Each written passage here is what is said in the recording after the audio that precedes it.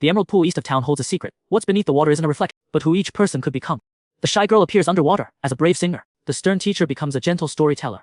Even the mail carrier, who always looks down, has another self gazing up at the stars. These reflections quietly mimic their owners during the day, but on full moon nights they secretly swap lives. So every year there are mornings when townspeople find themselves suddenly singing unfamiliar songs or speaking verses they've never read. This year, after the spring awakening, the pond began to freeze, not with cold ice, but with a transparent, hard ice of forgetting. The children's reflections froze first, because they were too busy with homework and screens to gaze at the water. Then came the adults' reflections, layer after layer, until the entire pond became a giant crystal. Inside were all the unlived possibilities of the townspeople. Only 7-year-old Ying could still see her reflection, not because she often came to the pond, but because she had mild eye contact anxiety, and always practiced making eye contact by looking at herself in the water. She discovered the reflections under the ice were crying for help. The singer's lips were moving, the storyteller's fingers trembling, the stargazer's eyes blinking.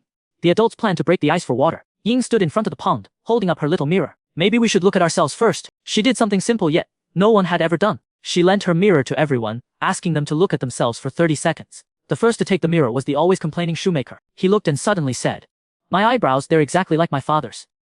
Those words were like a key. The ice cracked at the matching spot in the pond. The shoemaker's underwater reflection, the one who should have become a sculptor, passed a chisel-shaped light through the crack. Amazingly, when the shoemaker took that light, his shoe repair skills suddenly became as refined as sculpting. Even better, other reflections began passing gifts through the cracks. The singer sent half a melody that got stuck in the teacher's throat. The storyteller's plot outline helped the shy girl write her first poem. Turns out the reflections never wanted to replace the real people. They were just waiting to be claimed as another kind of life talent. Now the emerald pool's ice has become a window of possibilities. People come to gaze at the ice surface, not to see reflections, but to see through reflections to their forgotten potential. Ying became the eye contact. She teaches the whole town how to make peace with their reflections, not to become them, but to make them partners in inner dialogue. As for those once frozen reflections, they now learn to appear on rainy days. In every circle made by raindrops on the water, someone's possible self briefly appears. Maybe a happy you, maybe a braver you, maybe a you who finally put down the heavy burden. And all the town's children developed a new habit. Before leaving home each day, they wink at themselves in the mirror.